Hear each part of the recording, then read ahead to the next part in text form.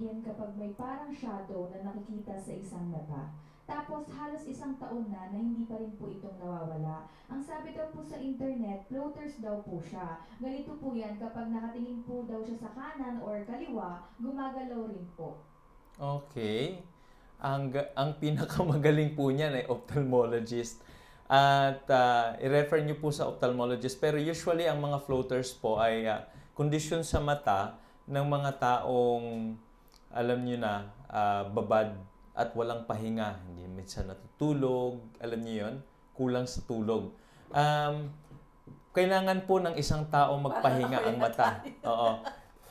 Kung nakakaramdam po kung nakakaramdam na po kayo, kakaranas po kayo ng mga floaters, may isa pong pamamaraan dyan kung paano nyo gagawin. Makakatulong po ang eye cleansing. So, paano ginagawa yon? Meron pong natural. Although